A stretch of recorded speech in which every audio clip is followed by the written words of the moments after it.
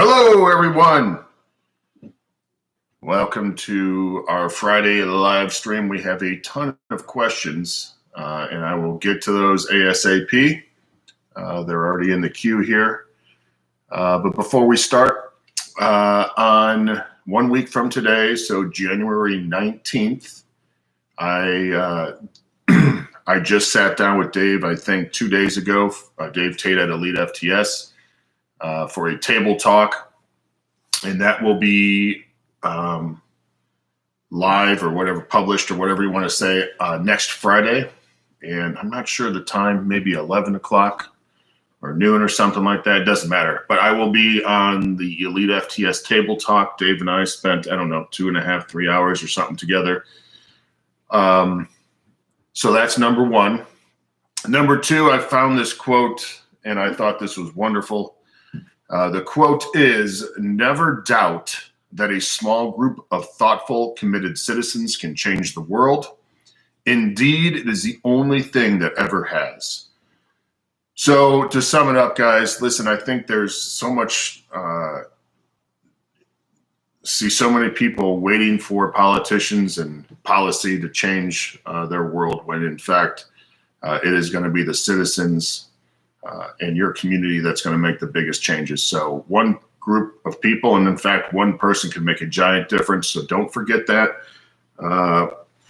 And don't think that you're insignificant with your efforts, because you keep at it. And if you,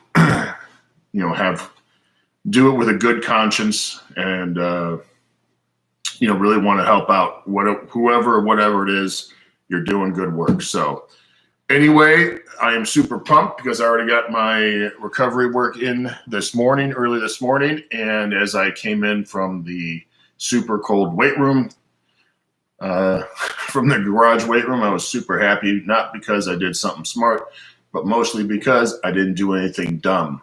And that, at this point in my life, I'm pretty happy about that. So with that being said, we have, like I said, a whole bunch of questions. The first is Taylor. Currently running the original Born But Big from the website. He has access to squat, stands, bench, deadlift area in a Texas Power Bar. He has no dumbbells or machines. I assume that this is kind of a garage gym or very bare bones gym. He says, "I will choose 2 to 3 barbell assistance lifts and some core lifts and aim for 25 to 30 reps. Make sure I focus on the main lift and stuff like that. Do I have any input or changes or criticisms?" And he says, "I have thick skin, so I won't be offended." Sorry for the long ass post. Okay, so this is what I would recommend, especially if you have a garage gym. And there's obviously not a ton of, you don't have a ton of room to fully stock with every dumbbell and all that stuff. So the first thing I would say is I would have you're going to have to write some of this stuff down as you think of it. Have more options available to you that are body weight that you can do with just holding weight plates. For example, front raises, side raises, rear raises, flies with like a 25-pound plate for high reps, lunges, holding, just, it doesn't have to be very heavy, single leg stuff. Just holding it at 45-pound plate and doing plate squats, almost like a dumbbell squat, where you're not here, you're kind of holding it here. And investing in some kind of bands, so you can, just loop it around something, do some tricep push downs. You can sit on the ground and have a band in each hand and do lat pull downs or face pulls or band good mornings, band pull throughs and stuff like that.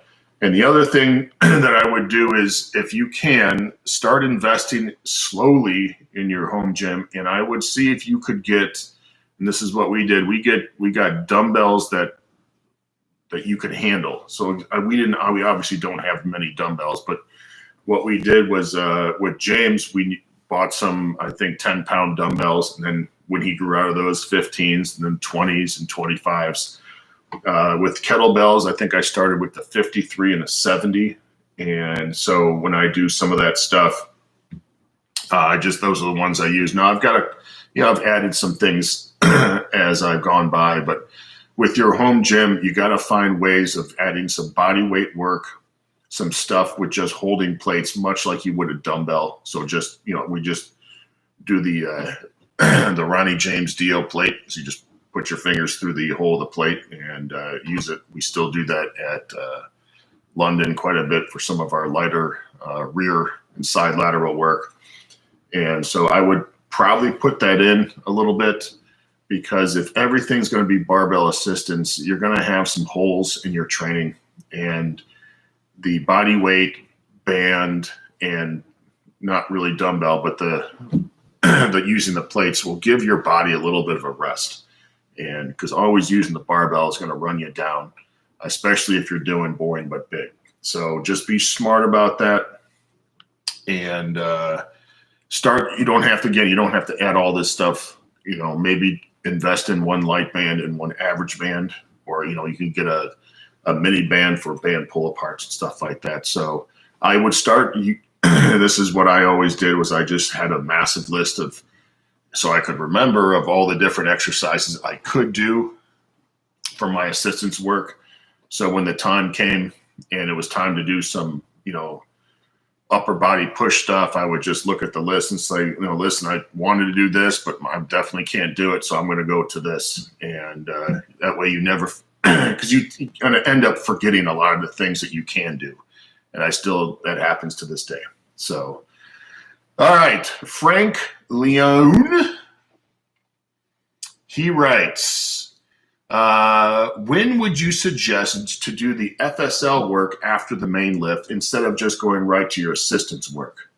Okay. And he says his focus is both powerlifting and strength.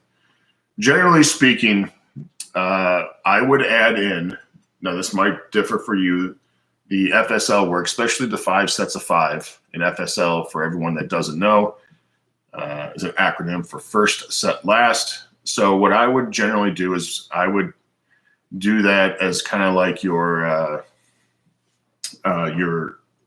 leader phase, or you're kind of just getting your body back into training phase. And we wouldn't be doing PR sets and joker sets and all that other stuff. We'd be sticking to 5s pro or 3s pro for the main lift, and then using the FSL work, and then doing a little less assistance work, and doing that for I don't know how many cycles, but let's just say 2 cycles, and then transitioning to PR sets and joker work and stuff like that, and then bringing up the assistance work and using that to build the muscle. So FSL work with 5s pro, PR sets, and high assistance work. So it's just this constant balance. Now you may have different experience with that. I don't know, but that's generally how I would do it, and it seems to work pretty well, since we're really training concurrently here and trying to always maintain and build strength and muscle mass at the same time. We're just using different methods. And I'm not a big fan of just throwing everything in all at once. I think it sounds like a good idea when you write it down and you're all amped up at 2 a.m. when you can't sleep and you think you got the perfect program, but it doesn't work like that. And it's not sustainable for a lot of people, especially when you've been training for a while. When you've been training for a while, guys, the issue of balance is really going to come into play. You have to learn a little bit how to train hard, but how to do that in such a way that you can train consistently, because it's when you're 16, 18, 20 years old, you can kind of put a little caution to the wind and just kind of train like an animal. But eventually, guys, you're going to have to back off a little bit and train a little smarter. And that's why I always tell the young kids, if you're training or whatever you're doing with your life, man, take some chances. It's your job to go push the envelope and have some fun, because eventually you can't really still have fun when you're older, but you can't push the envelope like you once did, whether it's your life, your job, or your training. So that's what I would recommend, Frank. Okay. 2 questions. So what are some good exercises for a wider neck, not the trips? I do neck almost every day. I do a lot of neck flexion, where you lay on the bench with your head off the bench. You put a towel on your head and you put a plate on your head and you arch all the way back and bring it up. And I kind of let go of the plate a little bit. You know, obviously you have to be smart about that. And I balance it and I hold isometrically. I do a bunch of those reps. And then I have a neck harness. So that's just, I'm sure everyone knows what a neck harness is. I'm not going to. And so I usually alternate those two. Now, if you have a partner or something fancy, I don't really like having to spend too much time setting stuff up anymore. You can do some side neck, especially if you've got a buddy that can push down and give you some resistance and all that stuff. And I'm sure there's other variations, but I'm not going to spend a ton of money or a ton of time setting stuff up, especially when you're doing the neck flexion.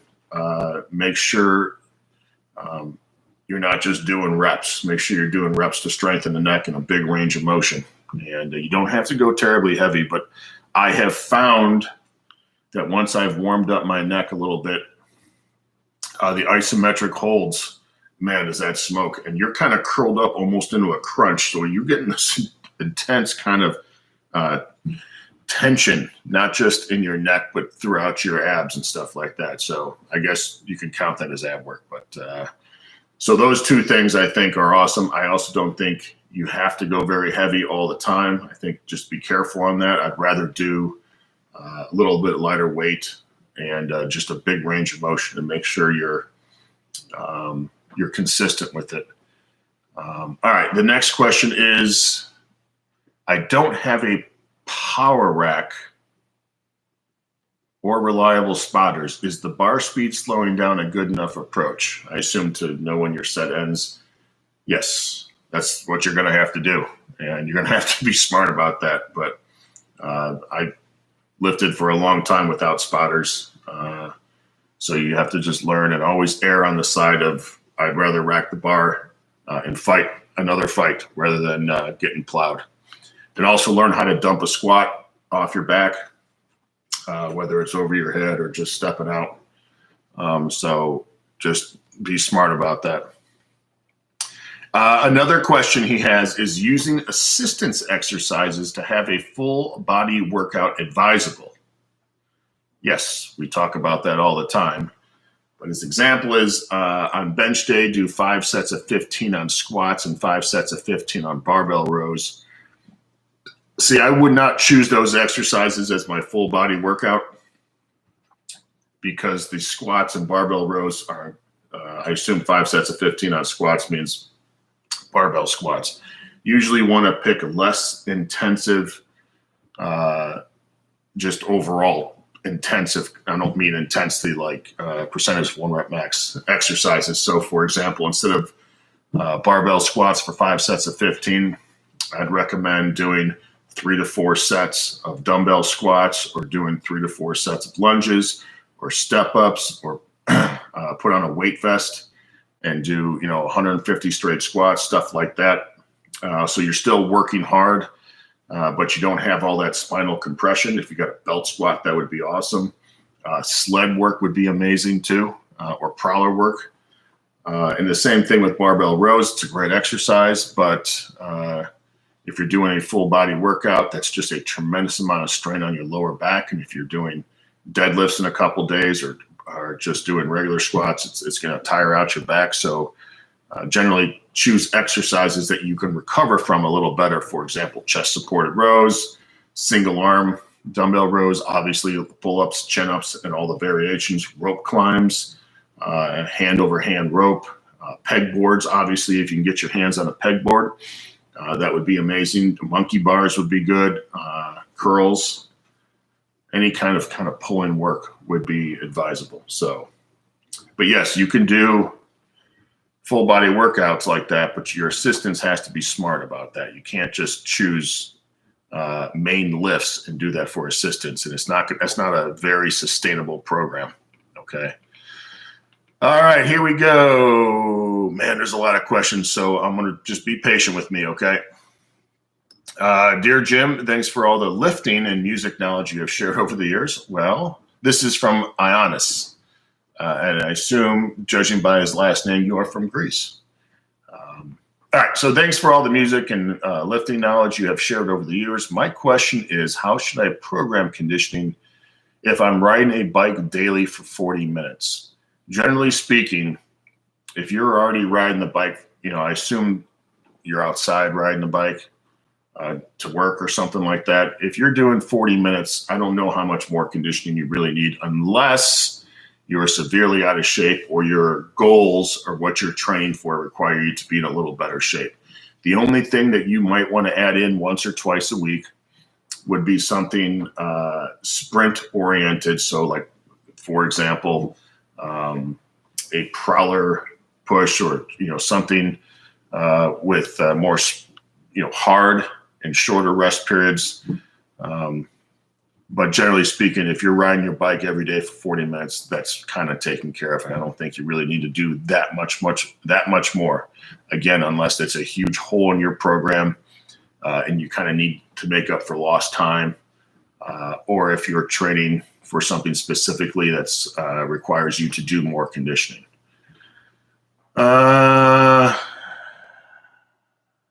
John Dondero, throws me a curveball. He says, I have the opposite question that you usually get. How would you change your judo and Brazilian jiu-jitsu training for someone more interested in lifting weights? Okay, so this is interesting. I don't know what like the minimum practices, so to speak, that you'd go to get better at judo and Brazilian jiu-jitsu. I assume there's some people can do less and some have to do more. But generally speaking, I would probably say you could do and get okay with 2 solid practices a week, just like during this season, whether it be for football or another sport. Generally, you can get away with training twice a week in the weight room and make fairly good progress as long as you're smart about it. So just using that as an overall kind of template, I would say I would look to train judo or Brazilian jiu-jitsu training twice a week. And just, again, your training, your lifting, what I mean, is going to have to, may have to take a step back because, man, some of that stuff, if you're not used to some of those movements, it's going to take a little toll on your body. So let your body adapt, even if you're not doing a ton of that. So that's what I would probably recommend.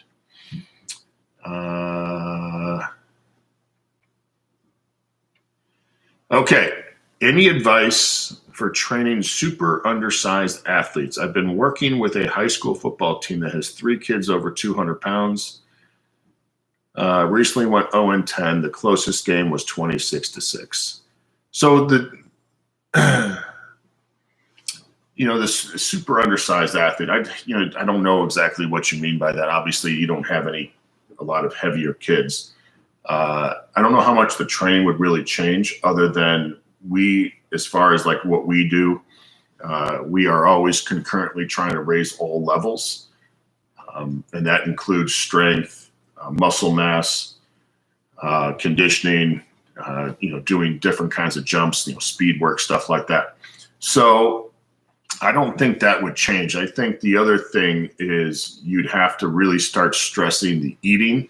Now I do not recommend asking some of these kids to gain, 40 pounds and all of a sudden whatever advantage they had being a little undersized, that they can maybe out-condition the other team.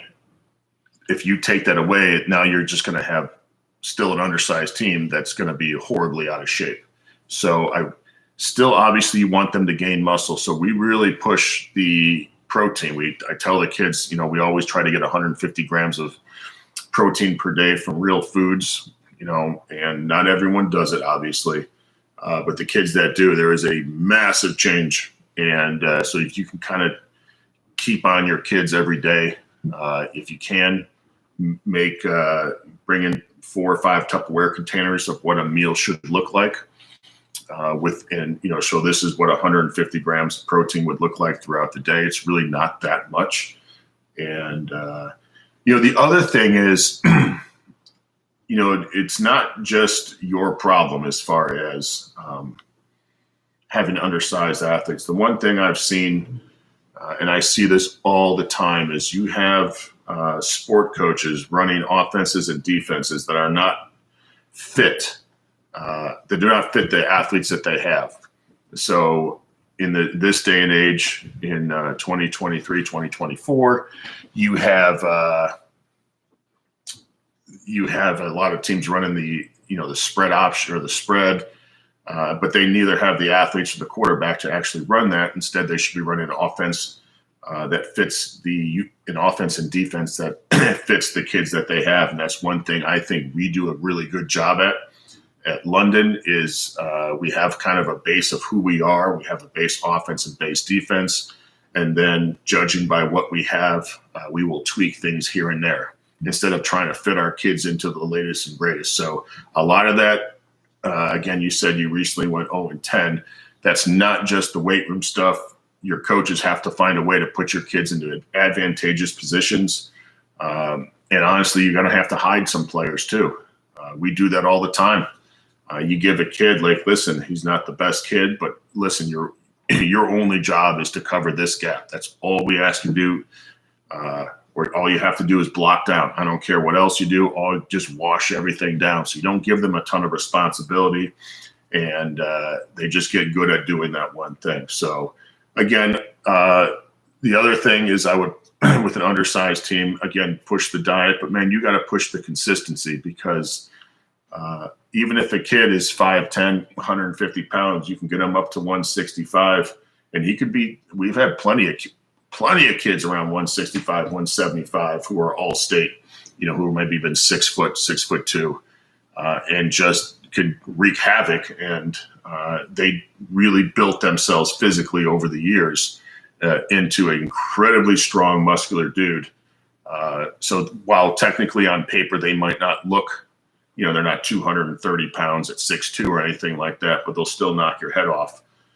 So again, you have to be consistent, and consistency is, it's great to have consistency over a year, but it needs to be over 4 years. So again, that's very hard. It's a big ask for some of these kids because they need to believe in it first. But if you can get that, man, that's what I would recommend, Rich.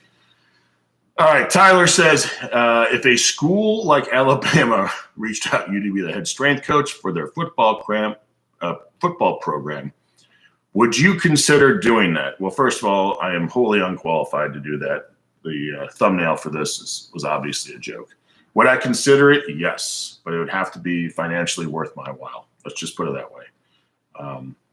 There's a lot more to being a strength coach at a college than just training the athletes. I don't know if people quite understand how much admin and kind of the bullshit you have to deal with on a daily basis. I love working in a high school because all I have to do is worry about the training and worry about the kids. And I don't have to deal with any other the baloney. Then again, I am not employed by the school. I am a volunteer, so that gives me a lot of leeway too. But the only thing I have to worry about is getting the kids physically ready. And I love my job, and I wish, and I'm sure there's strength coaches from all areas would understand this. It'd be nice if all you had to do was worry about getting the athletes ready and that being your main focus instead of attending meetings by some idiot ADs or dealing with this head coach who thinks you need to do this and that. And it's always funny because I would never go to a cross-country coach and tell them how to train their athletes on the field or on the track. Yet a lot of these sport coaches seem to think that they know what to do in the weight room. So again, that's just part of the deal. I understand that's part of the deal, and that's one of the reasons why I got out of the working in the college thing. I still remember when I had that realization, I'm like, man, this is not what I thought it would be. I thought it was going to be about the training. And while obviously there is a big part of it there is a giant part that is not. And I'm sure that's with every job. It doesn't matter. I'm not just singling out strength coaches or sport coaches or athletic directors. But even if you're at a big time university, there's a whole lot of ass kissing you got to do. A lot of times the head strength coach guy, he's doing a lot of the delegating to other things, and you have to make sure you have a staff of guys you can trust, and that's hard to come by too. So, all right, here we go. Jeff Mullis. So Tyler, I hope that answered your question, but financially it would have to be worth my while if I'm going to be completely honest. My wife asks me that all the time. And, my wife and I live massively below our means. We don't live, you can't really tell, but we don't really live in a very big home at all. We don't drive super fancy cars, but we live really well below our means, and our life we work very hard to keep our life fairly stress-free. And I'm not sure, I'd miss a ton of my kids' games. And I just like hanging out with my kids and my wife too. And so you have to weigh all that stuff. It's a big sacrifice for a lot of these coaches. All right, Jeff Mullis, I'm sorry, buddy. I said your name. He says, good morning, Jim. Well, good morning, Jeff. Jeff goes on and says, I was wondering if you've ever coached or been around lifters who have hip impingement or labrum issues. I had a pretty nasty flare-up yesterday after low bar squatting. Maybe I have. I don't know, though. And I'll be honest, man, I am the worst physical therapist in the world. And I was laughing about this the other day because I've had all kinds of injury issues. And I was thinking, man, if you're a lifer in this game, eventually you're going to have to get really good at rehabbing yourself because, man, that's part of the game, man. And it's taken me a long time to figure out what I need each time I screw something up. And it's a massive learning experience, and especially for people who are really pushing some serious insanity. As an example, no one really knows this, but, when I screwed up my back again, I don't know what I was doing. It wasn't anything training-wise. And for the last year, I couldn't, if I took a step with my right foot and held it there, so you're kind of like in a, static position, I couldn't raise my hands over my head. That's how painful it was. And it's been like that for a while, and I finally worked around it. And, but to answer your question, Jeff, I don't know anything about that stuff. And even if I did, man, it's hard to give advice because one hip impingement is going to be much different than another one. And what works once is not going to work again. And it's just a big pain in the ass. But, man, I feel you. But, Jeff, I will tell you this. If you're hurt, there's, obviously a difference between hurt and injured. If you're hurt, you're fine. You can train through all that crap. But if you're injured, man, back off. Don't try to rush back into it and figure out how to get around it. And what I usually did was I became like a student of trying to figure shit out. For what was wrong with me. And it's taken a long time because what worked once never worked again and stuff like that. But I feel very confident about where I'm at now. So just be patient.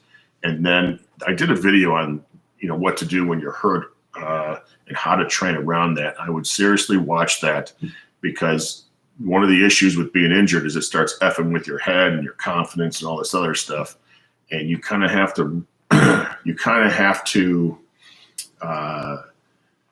refocus on how to train, and you have to get excited about how to do all that stuff. Like part of my, as an example, some that I can't do a lot of the stuff. So I became like, I could do a ton of tricep push downs and face pulls and neck work and stuff. So I just trained that like I trained my squat. Obviously it's not the same, but I tried to get excited and kind of fake it because if you just kind of sit around and feel bad for yourself, man, it starts wearing on you. And there's, I get it, man. It sucks. So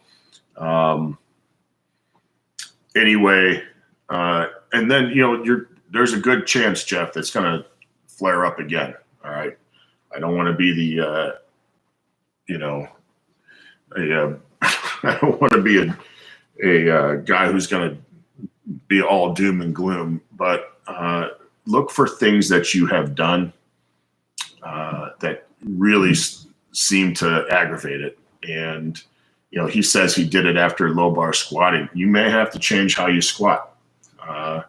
You may have to go to a more higher bar position. You may have to go with a safety squat bar. You may have to go with a box squat. But be okay with not being able to do exactly what you used to do. Now, sometimes you will, and that's fine. But don't be afraid if you got to veer off a little bit in order to save your training life, because if you don't, you're going to run yourself in the ground. You're not going to be able to do anything the rest of your life. Okay.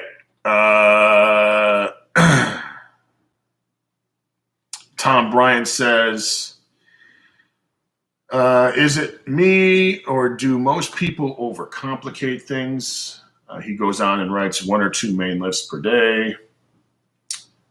Some assistance work, run hills or push a prowler 1 to 3 times a week to get your walking in, add in some light aerobic work when possible, and do this forever. Well, the issue with that, I mean, and I obviously have preached this for a long time, but the issue that you have is we need people to complicate things sometimes, because that's sometimes how progress gets done. And that's how those crazy ideas and things like that happen. So and it's also part of the learning experience, meaning everyone, guys that have been trained like animals for 30 years, they'll all tell you the same story. They started with the very basic stuff and they start veering off, and then they go bananas and they bring it back. It's kind of similar to like the Metallica, and a lot of bands go through this, is they start off with Kill 'Em All, Ride the Lightning, and as they've gotten the first 4 records, is it 4? 1, 2? Yeah, the first 4, they get to And Justice for All, and they have 6,000 parts per song. It's fairly progressive. It's very difficult to play any of those songs live. And what happens? They go back to the Black Album, which is very much, I would say, their AC/DC album style, which is very basic. So, but I think that's a necessary part of training life. And I think it's also fun. It would be boring if I had just stuck with kind of what I would call like the normal stuff, because I still think it was fun doing all that stuff and trying things out. And that's just part of your quest, man. That's part of your, yeah. So yeah, a lot of times people overcomplicate things. Yes, I would definitely say that. Taylor Ham says, so he was I think he might have been the first guy to ask. He says, thanks, Jim. I was able to make at least for a few minutes. Okay, so Taylor is an electrician, I believe. And so he doesn't usually get to watch these things, but he did see it. Thanks so much. He says, speed, strength, speed, baby. That's a reference to an old video I did that I won't, maybe someday I'll tell that story.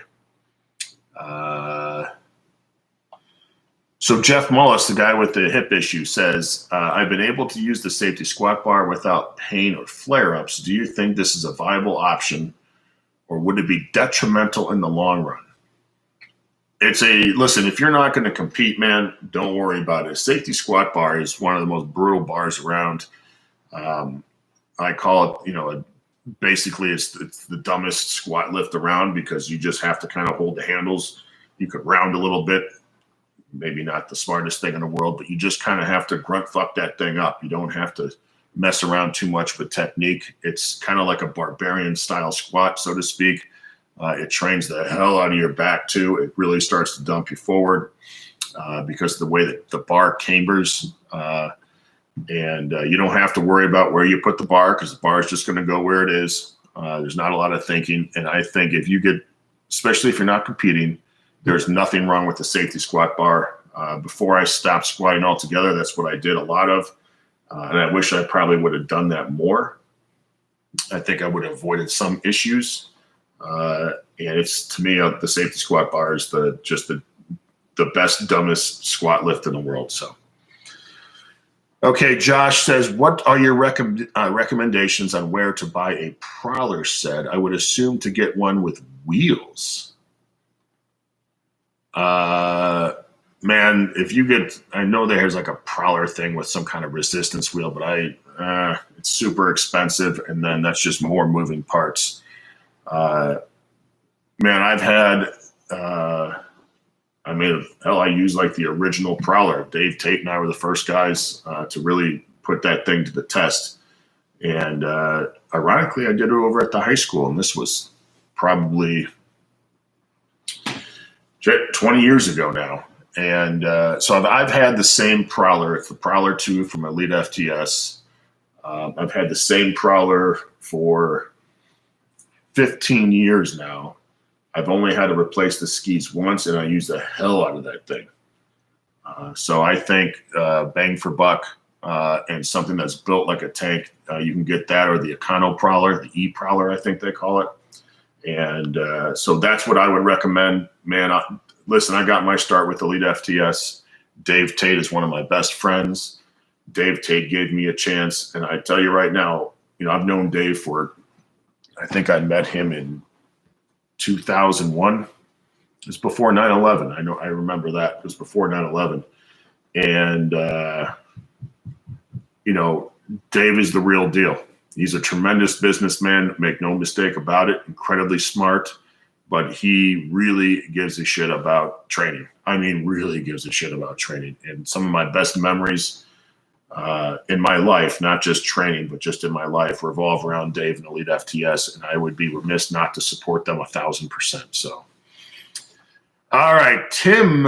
Oh, Gute Kunst. That's a tough name, Tim. Woo. Well, I'm glad I didn't grow up with you, dude.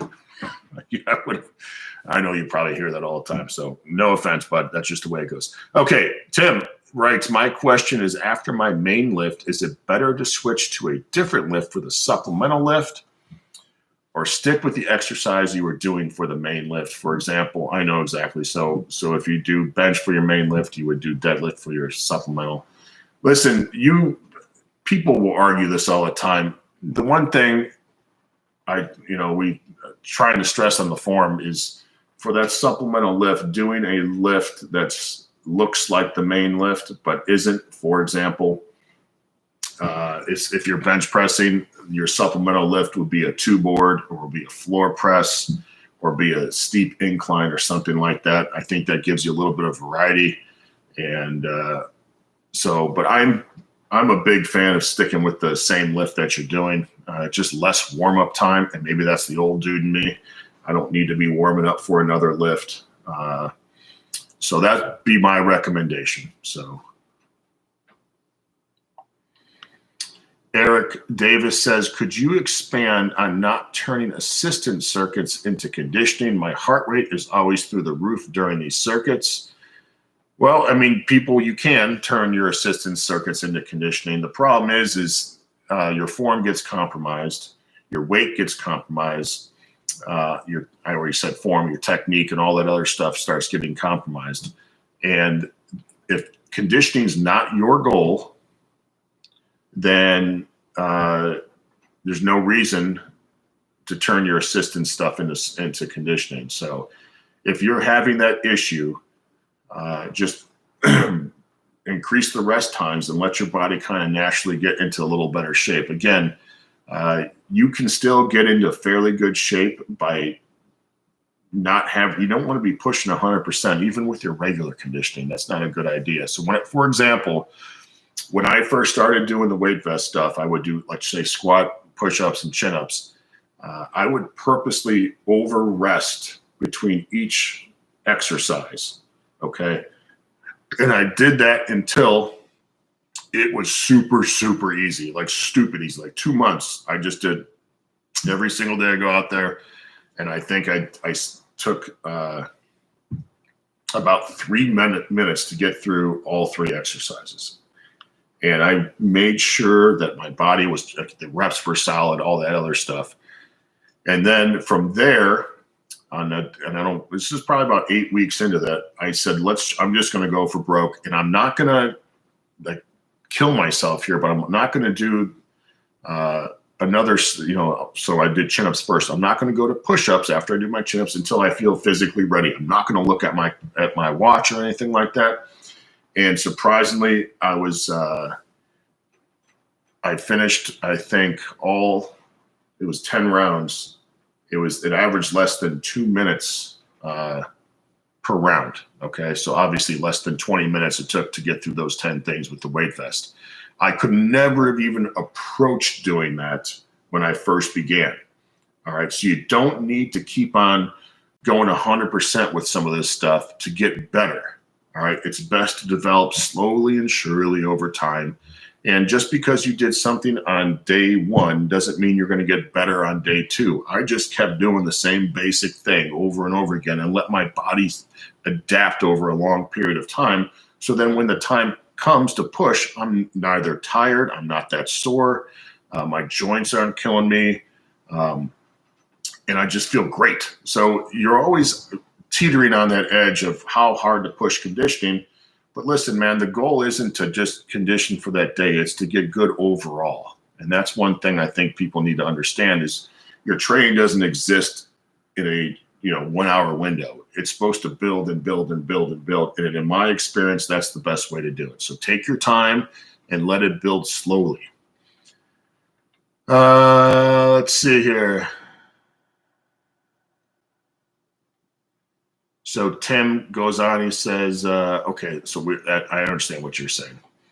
Okay, so he said your main lift is your bench and then switch to close grip bench press for your boring but strong. Yeah, that's basically it, yes. Elliot Davies says, what shoulder rehab exercises did you do for your shoulder injury? I did Turkish get-ups, and I started with a barbell. I didn't have a kettlebell at the time, so I used a training bar. I think it's like 20 pounds. I started with that. I did kettlebell bottoms up presses, and I did mace swings.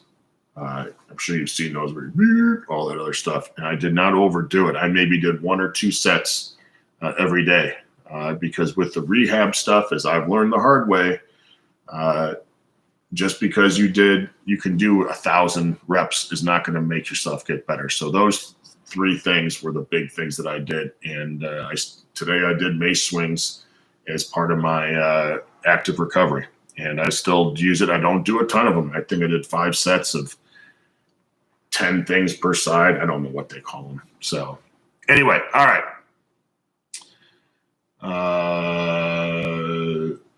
Says, I'd like to thank you for building a better yoga program. Yep, I've been using it for 4 months now. My wife has noticed my traps have gotten bigger. And John, this is John Donovan. He's part of our forum here. He says Metallica's Black LP was their last good LP. I'm not a big fan of their Black album at all, but I'm also old and crotchety. So, but I can certainly see its appeal, and I think it did wonders for Metallica, and I think it did a great thing for the metal community as a whole. All right. Ionis says, well, thank you for answering my question. Well, you're welcome. You're also correct. He is from Greece. Look at that. I'm a worldly man. Otherwise, I'd ask you to share some fun stories with musicians you met. I remember seeing a picture of you and Jimmy Bauer. Maybe I'll tell you some stories sometime. I'd have to kind of write them down and think about them. So generally speaking, every encounter I've had, which has not been a ton, with some of the underground guys and stuff like that has been fairly positive. So I can't I can't complain. So they say never to meet your heroes, right?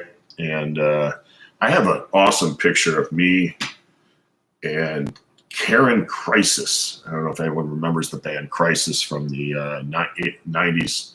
She was she's a very small blonde woman. I think she had dreadlocks, and she was bananas on the mic. I got to see Crisis play at a small club somewhere in Arizona. Anyway, they played with Fu Manchu, and it was awesome. So anyway, I ended up getting a picture of her. I don't even know where that thing is, but it's hard to put in. I'm 5'10", and the picture, Karen's probably here on me, and she was super nice. I didn't really know much about. I think I had one Crisis album at that time. But man, that girl can sing. Whew, and she's got a voice on her. She's got some pipes. All right. Tim says, I'm just trying to figure out the best way to approach my training when I get back. I've been sick with COVID the last 2 weeks. I missed the training. Well, make sure your body's ready. And if you need a best way to approach your training when you get back, there is an awesome article at jimwendler.com says training for busy and inconsistent men. I think that'd be perfect for you. If for at least 1 or 2 cycles, preferably 2. Right, let's front load the rehab, so to speak, and be smart about it.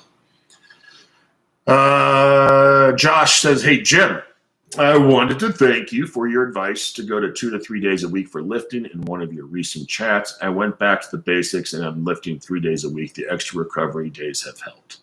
Well, that's awesome, Josh. I think a lot of people, especially guys with more commitments outside the weight room, even younger guys, I think 2 to 3 days a week is something that I think more people might need. Doesn't mean it's right for everyone, especially if you've got a family and a job and you're working a ton of hours. You can only train so much in those instances. So just make sure you're getting enough sleep and make sure you're packing your food for the day and all that other stuff. This little stuff that you can control, guys.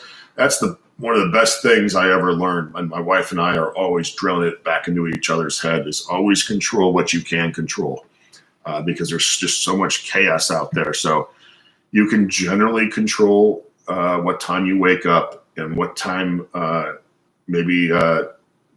what time you wake up and make your breakfast and make sure you prep your meals for the day. Make sure you turn off your TV and your phone and get to bed, stuff like that. So, another simple thing is make sure your closet and room in your house is not all cluttered so you don't feel overwhelmed and stuff like that. So take care of those little things. It makes a giant difference, all right? Because let me tell you, there's a lot of stuff out in the real world you can't control, and it just becomes chaos. So, make your world a little smaller in regards to what you can control and be okay with things being a little chaotic and just let so your mind isn't chaos everywhere. All right.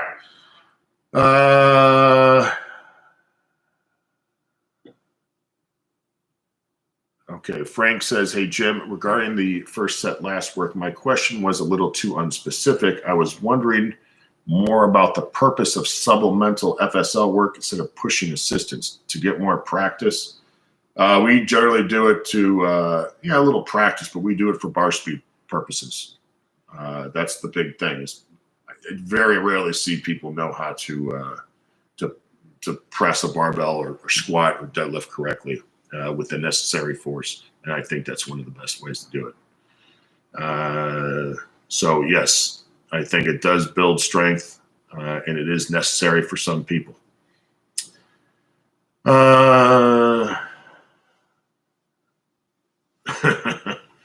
So Luke Smith says, hey, Jim, I'm going to be working with 15 to 20 youth athletes soon. I'm used to training people one-on-one, but what is your biggest advice on establishing order with teenagers in the weight room?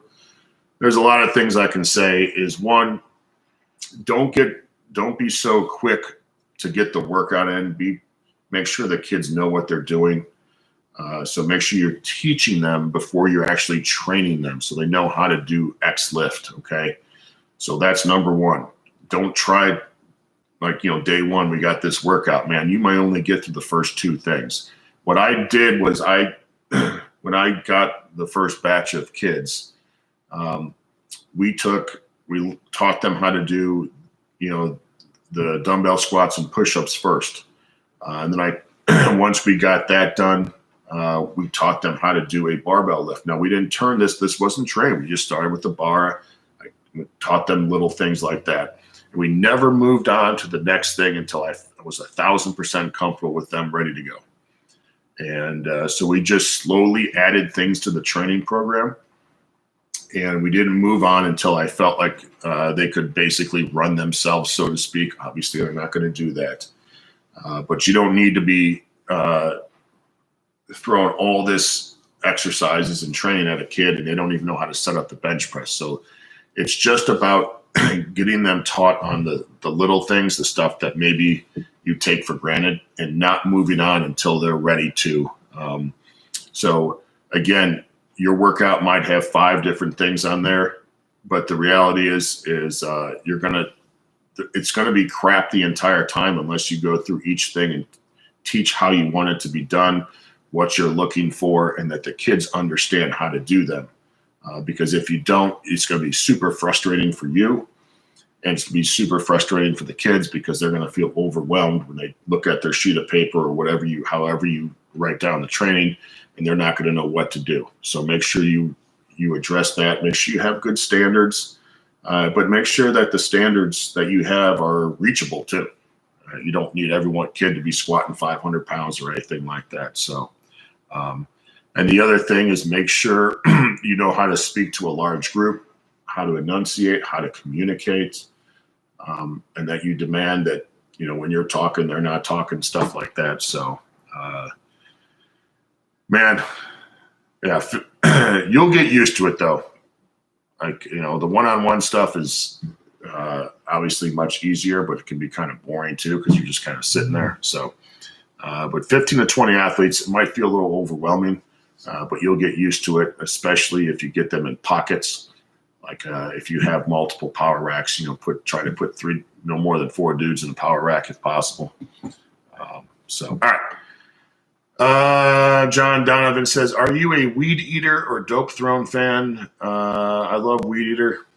I've seen Weed Eater play, I don't know, probably 4 or 5 times. And I assume you mean Dope Throne as in the band, not the album. And I don't have any of their albums, so I don't know if I'm really a fan, but, it'd be fun to see them play. But I'm not a huge Dope Throne fan. All right.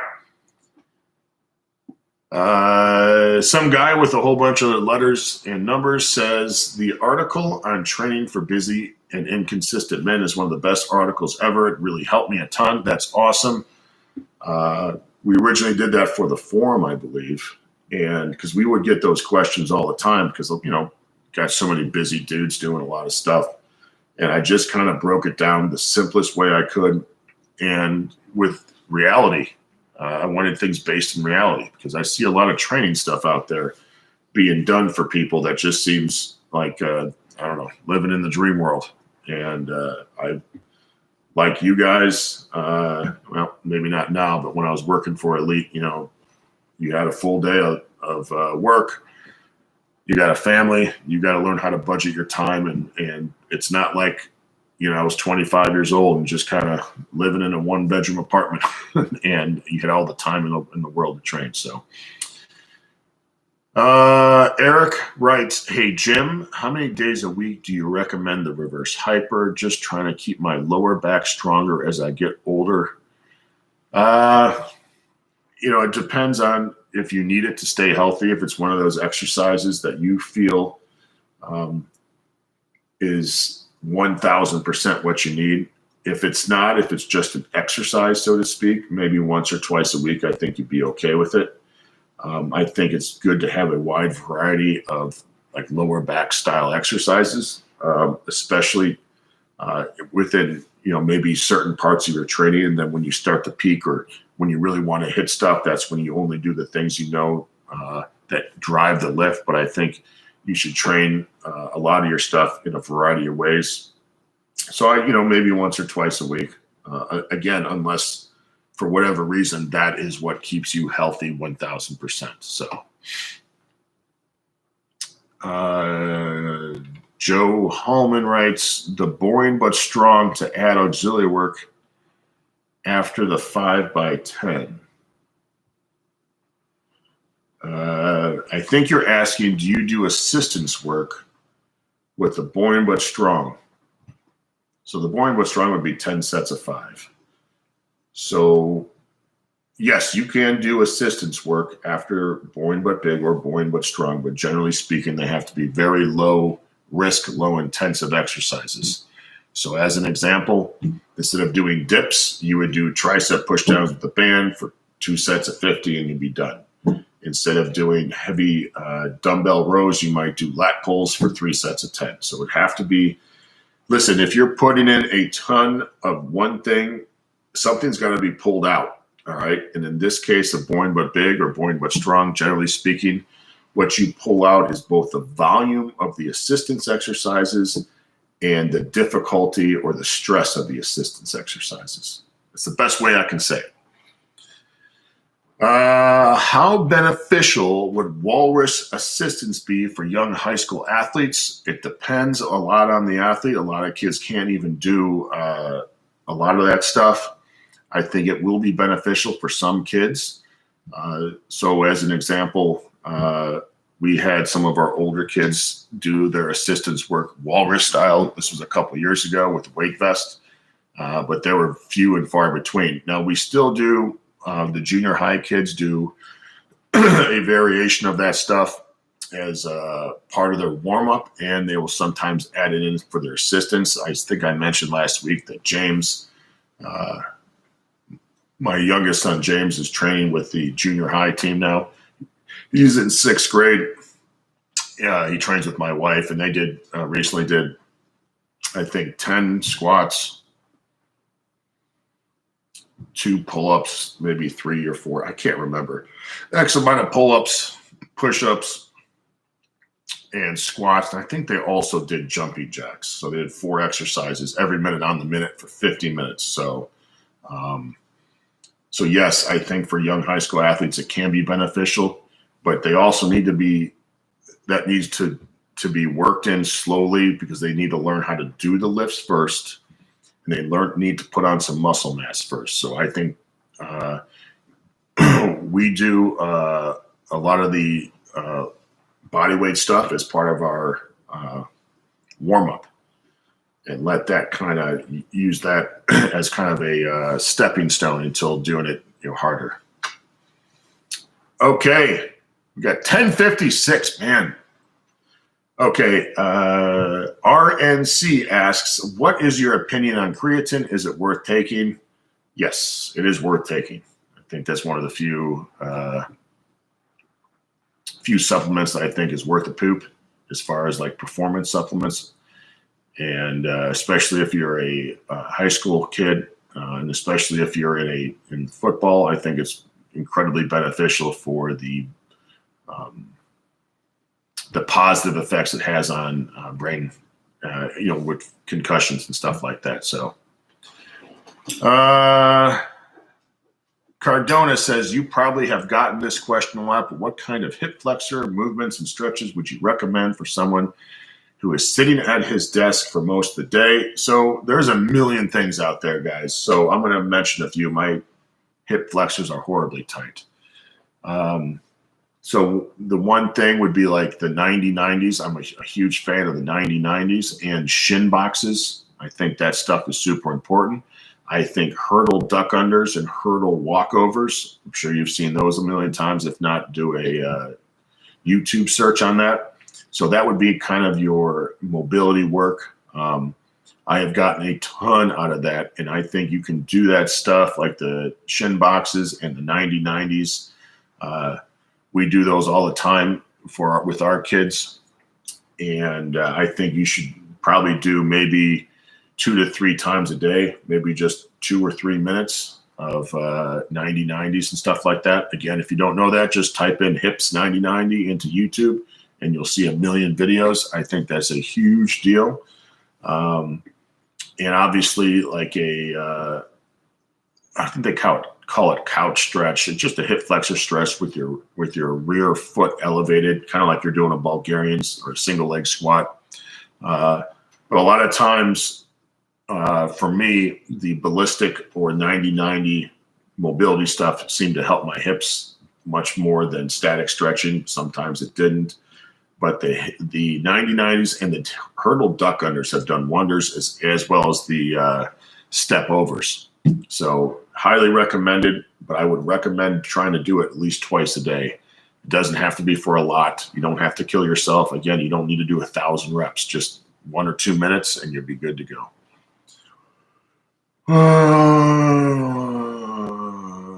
Okay, Jonas says, can you recommend some finger or grip work that isn't barbell work for strength and hand health?